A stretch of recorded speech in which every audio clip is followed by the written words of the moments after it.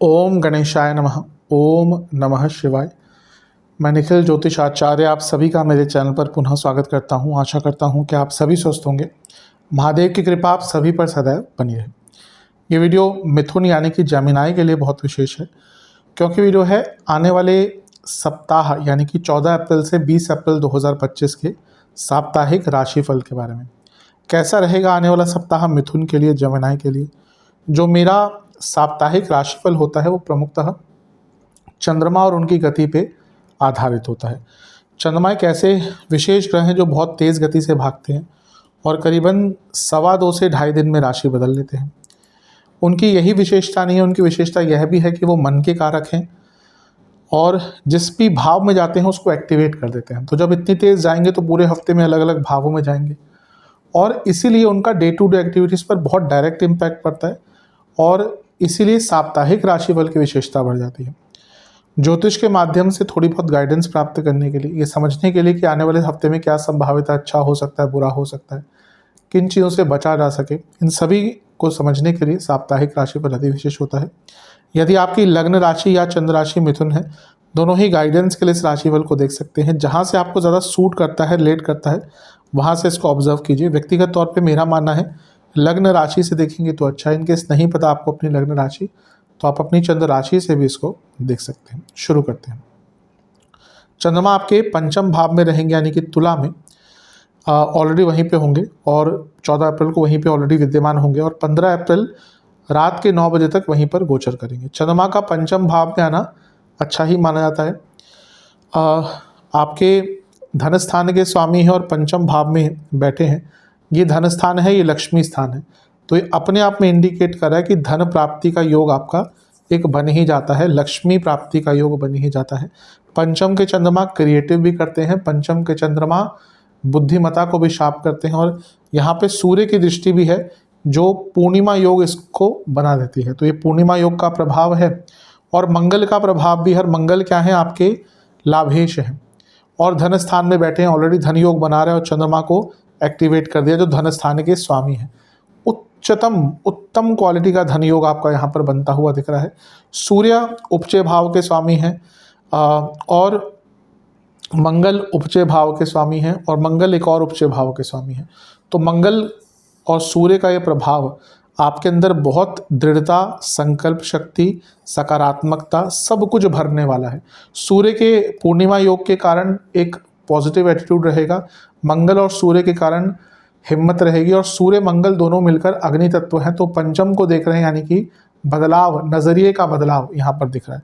बहुत अच्छा समय है। बस एक ही चीज़ है तो तंग करेगी, वो है गुरु से चंद्रमा का छठे में होना, तो शकट योग बन गया और इससे कुछ कार्य आपके विलंब अवश्य होते हैं। नवांश कुंडली बता रही है कि आपको थोड़ा सा पुरानी चीज़ों से निकलना पड़ेगा और जैसे मैंने कहा सोच बड़ी करनी पड़ेगी, तभी आगे बढ़ पाएंगे। दशांश कुंडली कार्यक्षेत्र में अगर जॉब चेंज करने का विचार कर रहे थे तो अच्छा टाइम है। आत्ममंथन का टाइम भी है, रिसर्च का टाइम भी है। बिजनेस में बहुत अच्छा टाइम है। बस आपको मैं कहूँगा कि ओपन टू चेंजेस, आप बदलाव के लिए बहुत ज़्यादा रेडी नहीं हो रहे जो आपको आगे चलकर नुकसान देगा। लव लाइफ बहुत अच्छा टाइम है, नया रिलेशनशिप भी स्टार्ट हो सकता है। वैवाहिक जीवन, पुरानी चीज़ों से निकलेंगे तभी तो आगे बढ़ पाएंगे। अभी लग रहा है बस पुरानी बातों पे ही झगड़े करते रहते हैं, कोई फ़ायदा नहीं उसका। स्टूडेंट्स, मन थोड़ा सा भ्रमित होगा, टाइम अच्छा है लेकिन मन थोड़ा सा चंचल रहेगा। जहाँ तक सेहत की बात है, पेट के रोग तंग करेंगे, हड्डियों के रोग तंग करेंगे, एसिडिटी तंग करेगी। सर्वाष्टक में आपका तीसरा घर बली है। अचानक से यात्रा के योग भी आपके बन रहे हैं। 15 तारीख रात के 9 बजे चंद्रमा आ जाएंगे आपके छठे भाव में यानी कि वृश्चिक में और 18 तारीख सुबह के 9 तक यहीं पर रहेंगे। चंद्रमा का छठे भाव में आना एक प्रकार से मिश्रित ही माना जाता है। यहाँ पे वह नीच के भी हो गए। अच्छा क्या प्रभाव रहता है छठे घर के चंद्रमा का, व्यक्ति के अंदर थोड़ा सा एक कॉम्पिटिटिवनेस आती है। उसके कोई अगर पैसा रुका हुआ अटका है वो पेमेंट आ सकती है। जो एडमिनिस्ट्रेटिव कार्य हैं या सरकार के कार्य हैं वो पूर्ण हो सकते हैं। यहाँ पे गुरु से सप्तम में आ गए तो वो शकट योग भी बन गया।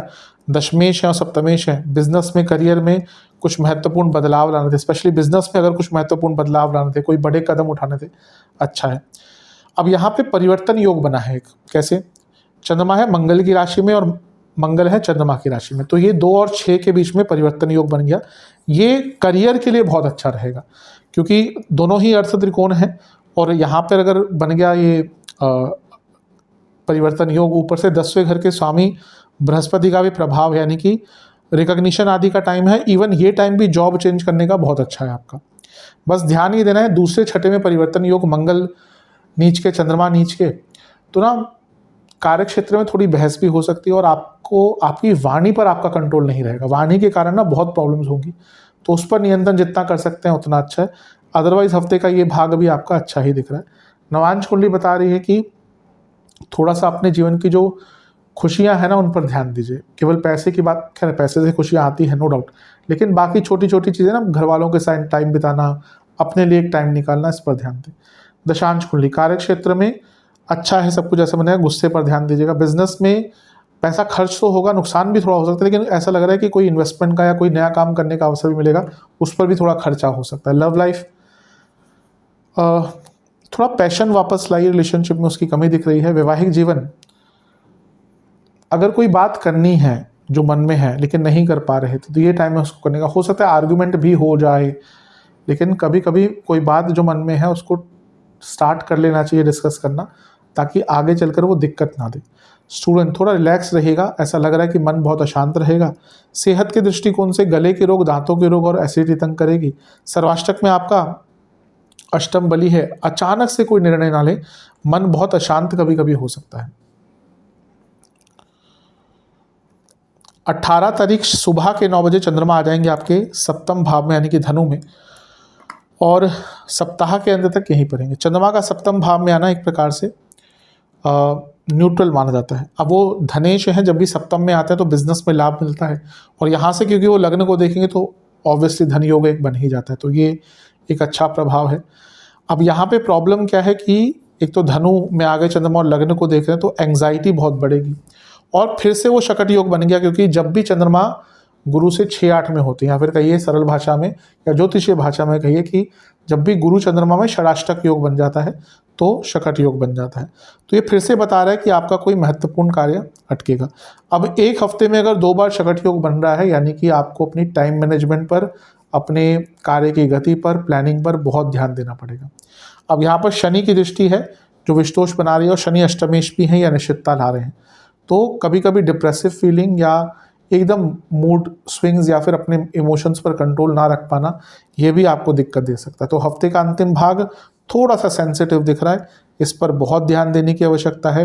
कोई भी कार्य जब नहीं समझ आ रहा तो मत कीजिएगा, थोड़ा सा शांति बनाकर रखिएगा हर चीज़ में, और कोशिश करनी है कि नेगेटिव थॉट से जितना हो सके उतना आपको अपने आप को दूर रखना है, क्योंकि चंद्रमा धन स्थान के स्वामी है। जैसे मैंने कहा, बिजनेस में पैसा आएगा, घर में भी पैसा आ सकता है, पति पत्नी का पैसा बढ़ सकता है, और धन कमाने के नए आइडियाज़ और रास्ते भी खुलेंगे। बस मानसिक प्रभाव देख के रखिएगा।